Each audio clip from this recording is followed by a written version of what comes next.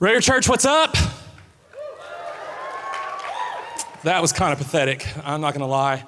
I thought Mark got y'all a lot more pumped up than that. Let me ask you again, how are you guys doing tonight? Oh, okay, cool. All right. I was having an awesome time like singing and worshiping back there. I just hoping you did too, because that was great. Hey, I want to start off just telling you tonight, like whether you love church, love Jesus, hate Jesus, you're not sure what to think. We just want to say you are welcome here at Raider Church. We are pumped that you're here. Even if you don't like us, okay, we like you, all right? We got a hater on Facebook this week, okay, like slamming us for a lot of different things, and we love him anyways, okay? We blocked him, but we love him anyways, all right?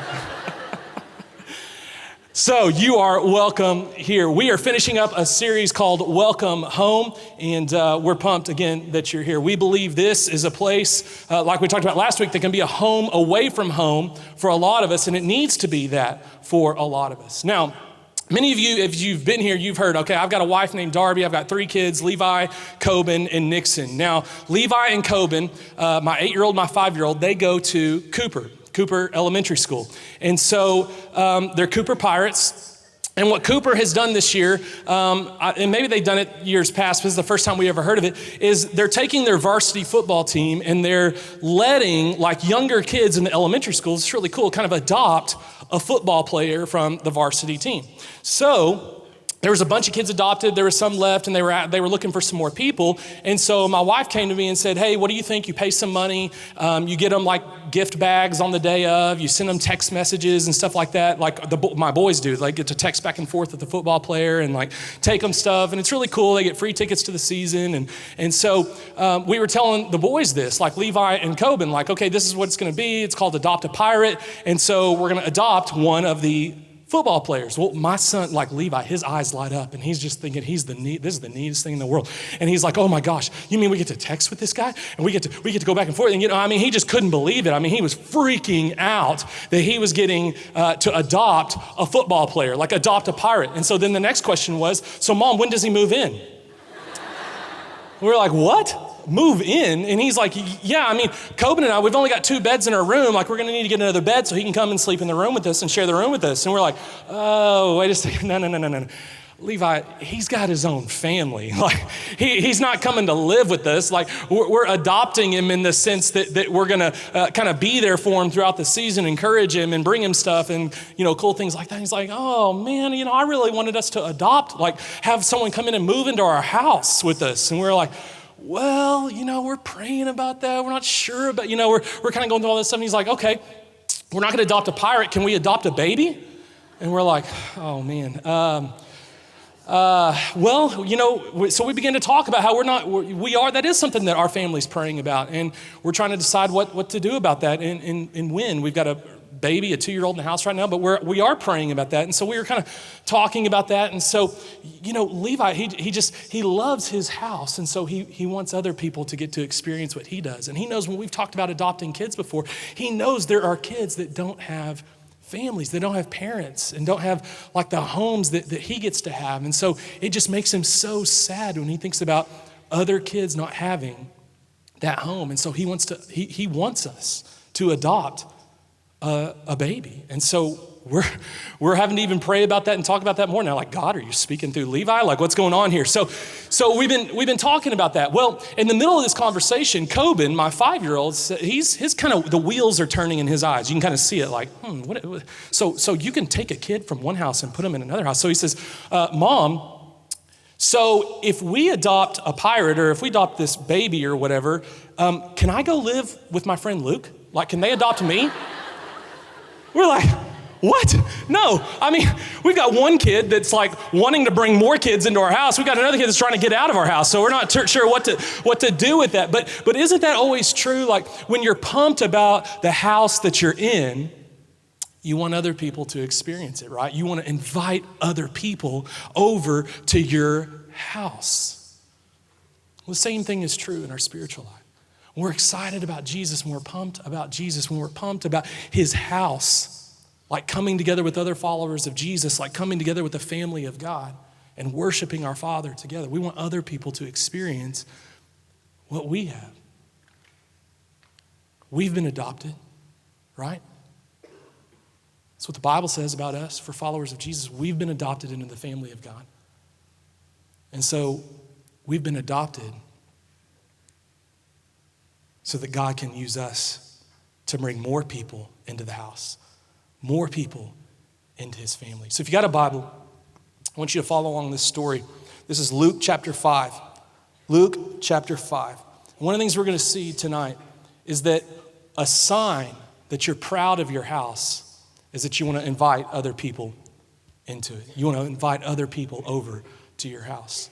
Now, girls, if you're dating a guy and he's like always wanting to hang out at your place, okay, it means he's ashamed of his place, all right?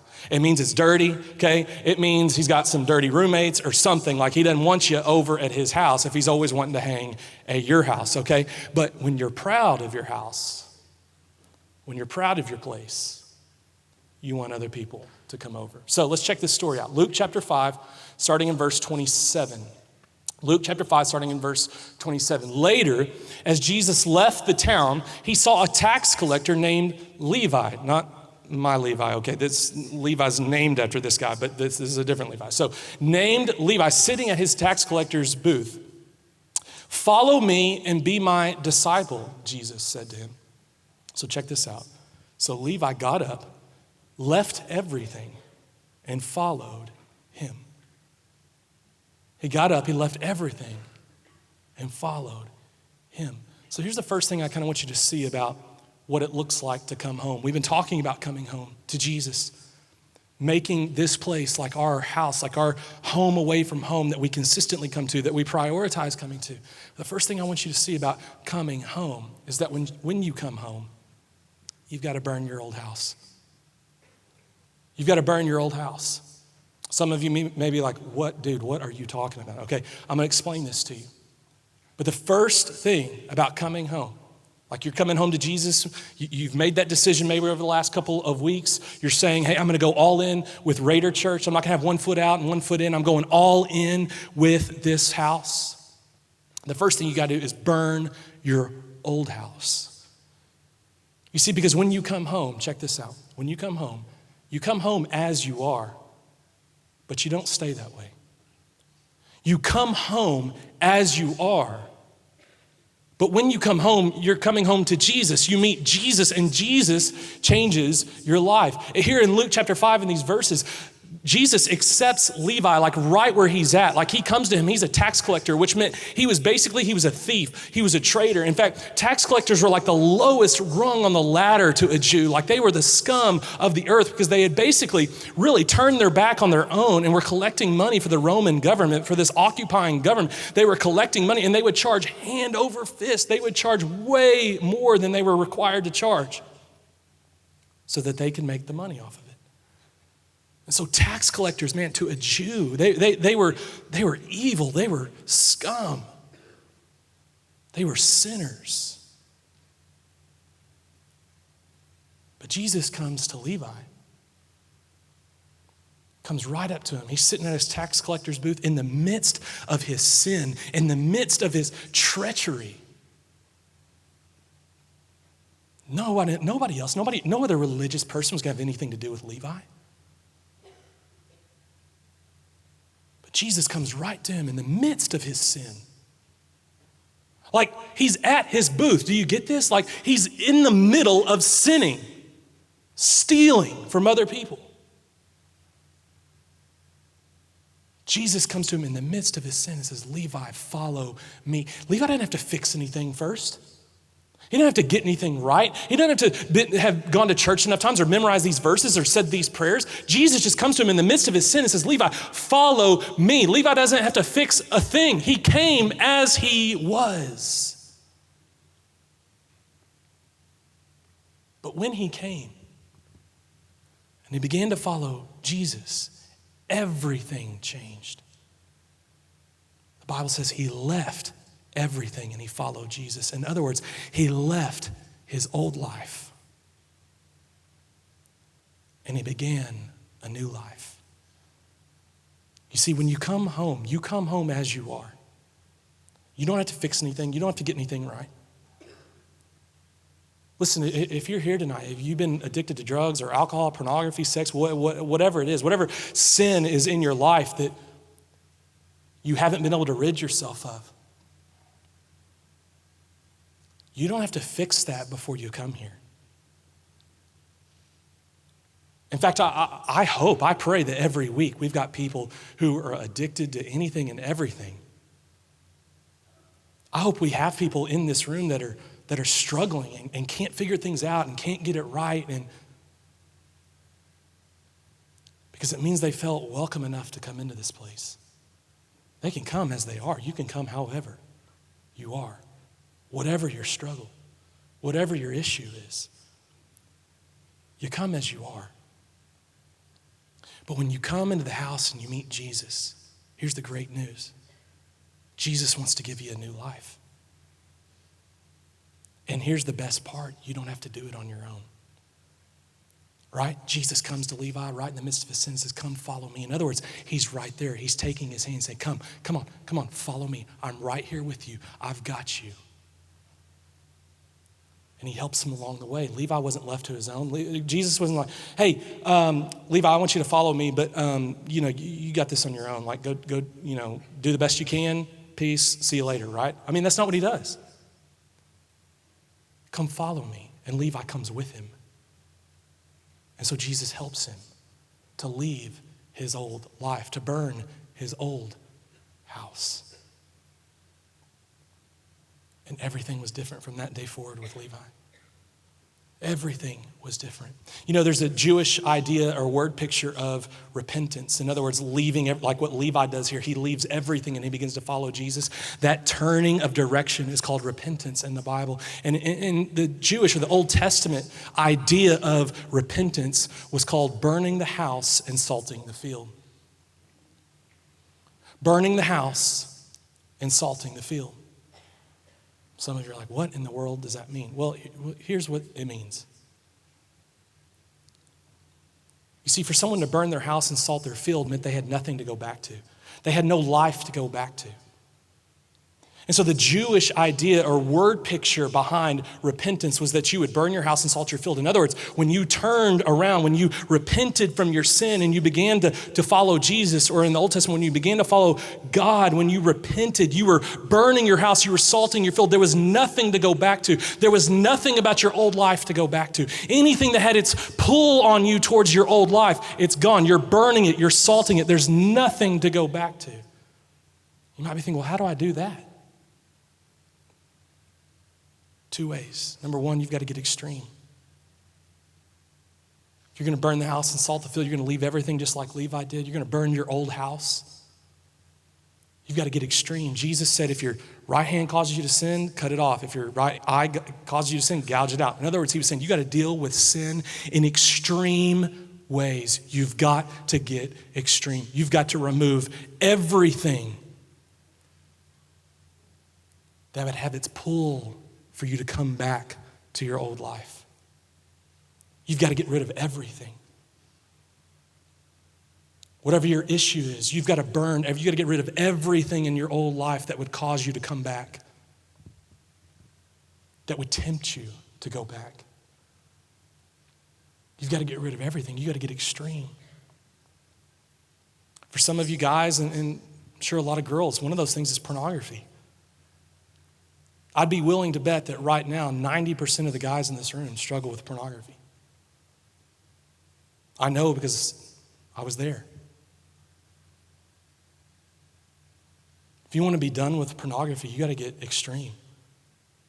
You got to get something like what I use, what our church staff uses, called X3 Watch. We put it on our computers, on everything, and it sends an accountability report to people.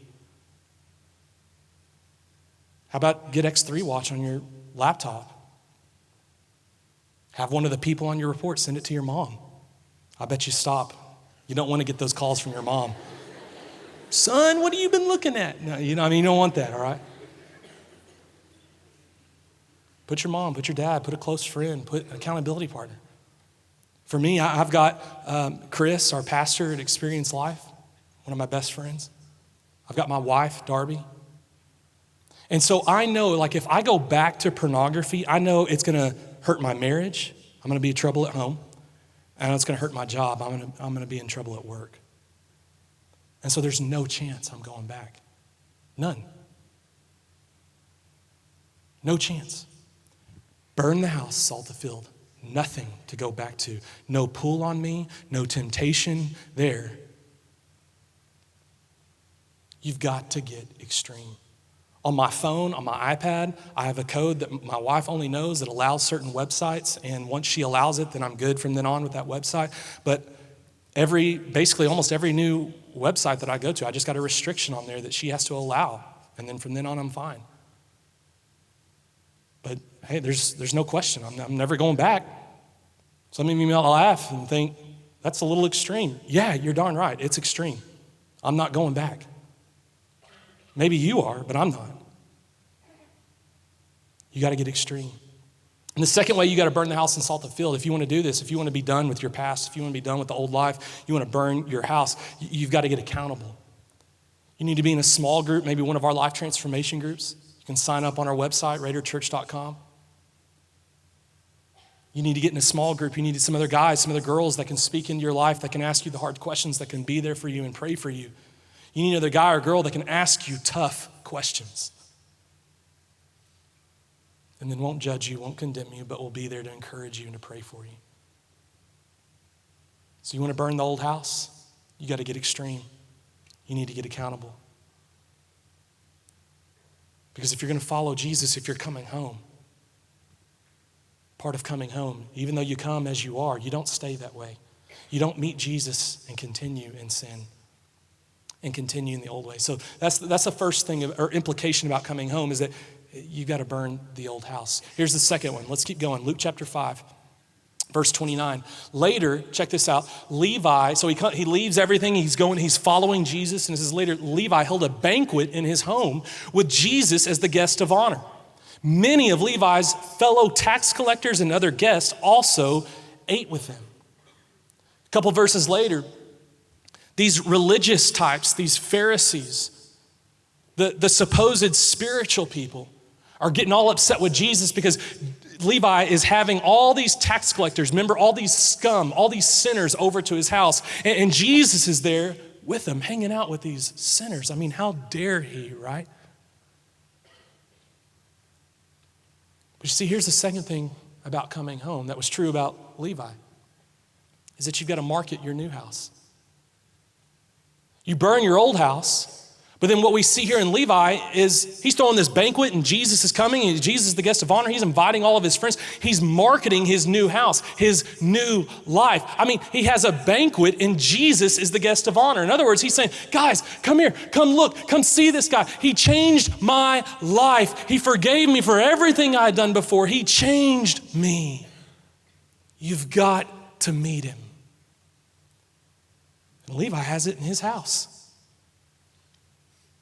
And he wants all of his friends to experience what he had. You see, when you move into a new house, maybe a new apartment, I don't know about a new dorm, but maybe a new apartment or a new house or whatever, you move into that and you want other people to come over and check out your new place. That's been true for us. We've lived in a few houses since we've been married, and when we get into a new house, our friends want to come over and see it, and we kind of want people to come over and hang out and see our new house. Well, Levi felt the same way. He had a new life. He had a new home. He left everything to follow Jesus, and now he's saying, hey guys, you've got to come over. You've got to come to my house and check out this Jesus guy who completely changed my life. In other words, Levi wasn't ashamed. He wasn't ashamed of Jesus. No, quite the opposite. He was proud of Jesus. He was excited about Jesus. He couldn't wait for his friends to come over and see Jesus and hear what Jesus had to say. He wasn't ashamed.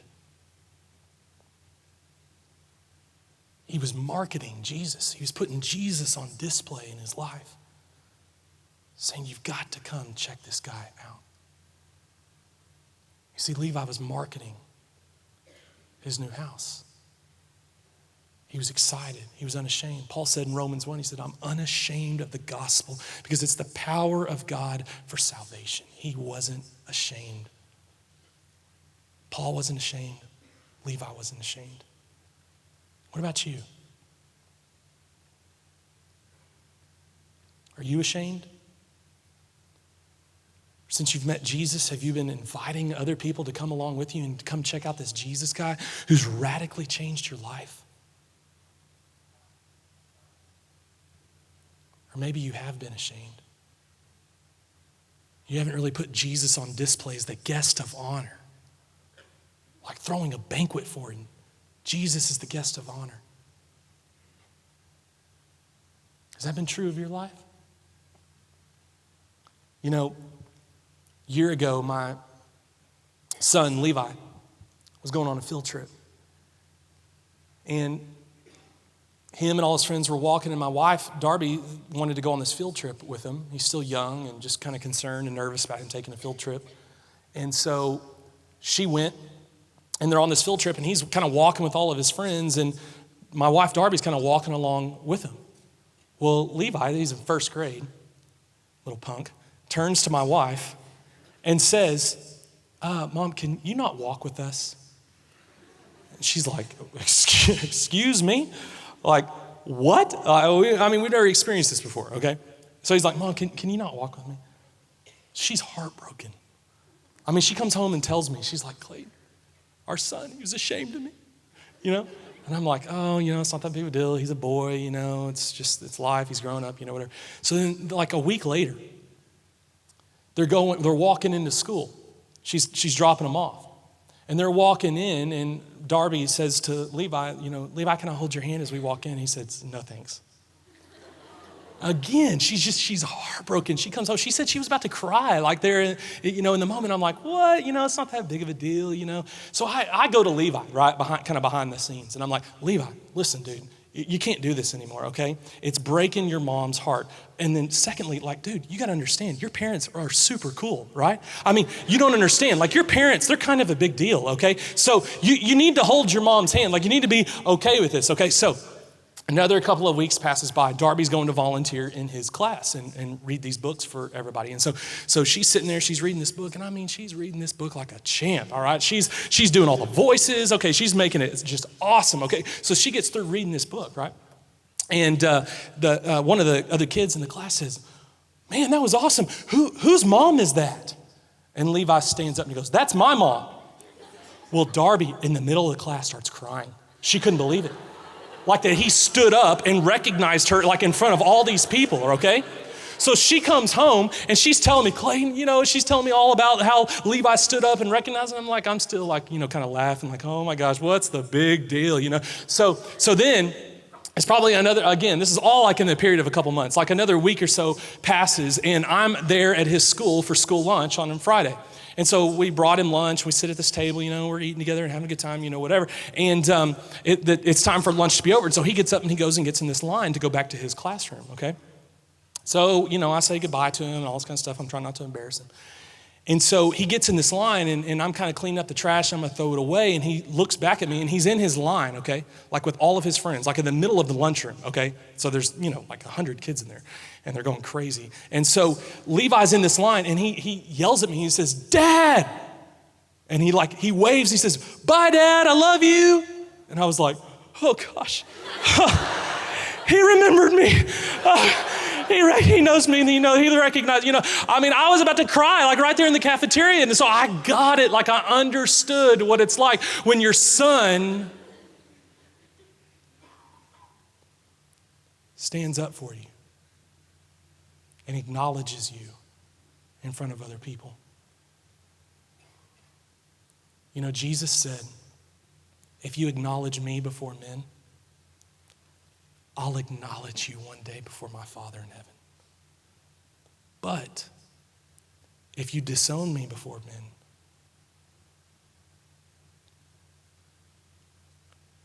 then one day I'll have to disown you before my Father. In other words, the implication is that those who come home are unashamed. The implication is that those who come home market their new house. They're excited about Jesus and what he's done for them, and they want everyone else to know. They found their new home. And they want to invite other people over to experience what they have. So I want to challenge you with 2 ways to market your new home. You can write these down. You can put them in your phone. The first one is to get baptized. It's to get baptized. See, what you're doing when you get baptized is you're saying, I've decided to follow Jesus. I'm following him. He changed my life, and I want everyone to know about it. I'm so excited about Jesus. I want everybody to know. And so the first way you can market your new house is to get baptized. And what you're doing is you're just putting Jesus on display and saying, look at this guy. Look, he changed my life. And I want everyone to know about it. The second way you can market your new house is invite a friend to Raider Church. You can just tell them about what God's been doing in your life or how awesome it is. You know, they've got this long-haired guy that plays guitar, and he's pretty awesome, you know, and you could invite people to your new house. And so if you're all in with Raider Church, this is kind of where you said, hey, this is my home away from home, kind of like we talked about last week. I want to challenge you to invite someone to come with you next weekend. You know, Jesus said he came to seek and to save the lost. And so it makes sense as his children, like as his followers, that we would be about the same thing. That we would go after those who are lost, those who don't have a home. And we would invite them and say, come check out my house. Come check out this guy who changed my life. See, if that was Jesus' mission, it needs to be our mission. So to market your new house, we need to make Jesus' mission our mission. We need to make Jesus' mission our mission. Like for those of us that have found our home, that have come home to Jesus, we need to make Jesus' mission our mission. And Jesus' mission was to seek and to save the lost. He said, that's why I came. And Jesus says, if you follow me, I'm going to make you a fisher of men. In other words, you're going to adopt my mission. You need to market your new house. Make Jesus' mission your mission. You know, a year ago, this last spring, so spring 2014, we started Raider Church, and we had a guy that started coming. His name was Aaron. And God was using him in some powerful ways that spring, that summer, right before we were going to start the fall. He got in a car wreck and died. And as one of our pastors was kind of getting ready for the funeral and was there to do the funeral, we began to find out that Aaron's life was drastically changed. In fact, his parents was telling us this too, like that Aaron's life was drastically changed at Raider Church. He began to tell his parents, Mom, Dad, they were from out of town. You got to come into Lubbock. You got to come to Lubbock just to come to Raider Church and see what God's done in my life and see where God really just set me on fire for him. His parents were telling us this. We began to hear from one kid after the next that said Aaron had invited them to come to Raider Church. And that they had committed their life to Jesus because Aaron had invited them to come. We began to find out, one of the students told us that Aaron was so persistent in his invites to come to Raider Church. The guy kept turning him down saying, no, man, I don't want to go. No, man, I don't want to go. You know, Aaron kept saying, dude, you got to come with me. You got to come with me. You got to come with me. He wanted his friends to experience what he had. He wanted his friends who didn't have a house to know what it was like to have a house that he belonged in. So he kept inviting him. The guy kept turning him down. And so till finally one night, this guy was telling us with tears in his eyes. He said, Aaron grabbed me by the arm and literally said, dude, I'm taking you with me. And grabbed him by the arm and like physically led him out of his house.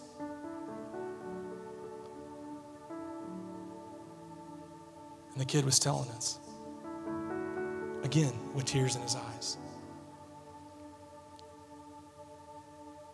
He was so thankful for Aaron. I think there were 3 students that committed their life to Jesus in the spring of 2014 just because of Aaron. Because his life was so drastically changed. And because he wanted other people to experience what he had. He started inviting people to come with him. And he wouldn't take no for an answer. And so I'm just wondering, like, who are the Aarons going to be this fall? Who are the Aarons going to be this fall? They're going to burn the old house and market the new house. Check this out. This is 2 Corinthians 5:17. This means that anyone who is in Christ, who belongs to Christ, anyone who's come home to Jesus, has become a new person. The old life, old house, it's gone. A new life has begun. Burn your old house. Market your new house. Some of you are here tonight. You've committed your life to Jesus, maybe in the past, maybe in the last couple of weeks. We've had 20 people commit their life to Jesus just in the last 2 weeks here at Raider Church. Some of you are, maybe you grew up in church, you were baptized as an infant or as a child. Maybe you didn't understand what you were doing. Tonight, we're going to challenge you to do something really bold, really crazy, actually. You may have never seen this done before. But I'm going to challenge you to get baptized tonight. We've got a lot of people signed up. They're going to get baptized, but I'm going to challenge some of you. You know God's drawing you to himself. You know God's saying, hey, it's time to come home. You know God's saying, hey, it's time to put a line in the sand and the old is gone and the new has come. I want to challenge you to get baptized tonight. You might be thinking, well, how am I going to do that? Like, I can't mess this up. Like, I got my hair, done. I got my, my clothes. We've got clothes for you. We've got towels. We've got everything you need to change into and for you to get ready again after you're done. We've got photographers. We've got a video that's going to be made so you can show everybody. You can post it everywhere. There's really no excuse for some of you tonight. You know God's speaking to you, and tonight is your night to say, I'm coming home, and I'm done with the old life. And so here in just a minute, we're going to invite you to stand. We're going to sing. I'm going to tell you where to go. But before we do, I want you to see Weston's story. Weston's a student here at Raider Church. He got baptized last spring. I want you to see what God did in his life last semester when he got baptized. So check this out. I grew up going to church on Sundays when it was convenient for my family. There was no lack of faith in any of my family members, but it was not the biggest priority for us. I had raised my hand a time or two when the pastor asked if anyone wanted to commit their life to Christ, but I never really found myself doing much with that confession. This stayed the same for a while as I got caught up in my life. But for about 3 years, I've had this void in me, like something was missing and I couldn't never be happy. I tried many things, but nothing would fill it, nothing would stick. Then I came to Texas Tech with a new beginning in my head. I was slow to making friends and still had this void in me that would keep me up at nights. I tried to spark up my spiritual life by trying a couple Bible studies, but it's like I didn't find anything that made me really want to come back. Then I started to meet some new people this semester, and E-Life came up multiple times for more than one of them, so I decided to try it out. When I walked in here, there was this extremely uplifting energy all around, and I found myself having fun while I learned the message that was being given. Before in church, I would be the timid and the quiet one when it came time to sing. But that Tuesday night in E-Life, I found myself standing up with my hands held to the ceiling, and I was singing loud with a smile on my face. Before we left, I checked the box that said I'm committing my life to Christ on the connection card and brought it to the Next Step Center. We began to talk a little about my experience as a first-timer, and I couldn't wait for the next Tuesday to come back. The next week was full of thinking about my relationship with God and how much I just wanted to dive in. Then Tuesday came, and I had the very same experience. And I realized my next step was to get baptized. But it was different. It was different because my mom and dad weren't asking me to go to church. This was all me. And my bashfulness would not stand in my way of doing what I needed to do. And I felt that God had chosen this point in my life to show me his love and grace so that I would know in my heart that I had been chosen to be brought into the light with him. So maybe tonight's your night just like it was for Weston last spring. Again, I want to challenge you to do something bold tonight. Here in a second, we're going to stand. And if you want to get baptized tonight, as we begin to sing, you just make your way out. There's a door right here. There's an exit sign right here on my right, your left. We've got volunteers that'll show you where to go. They'll have you fill out a card that just says, yeah, I understand what it means to commit my life to Jesus. And they'll point you where to go, get you back into a dressing room where you can change, put on some clothes to get baptized in. But again, I want to challenge you.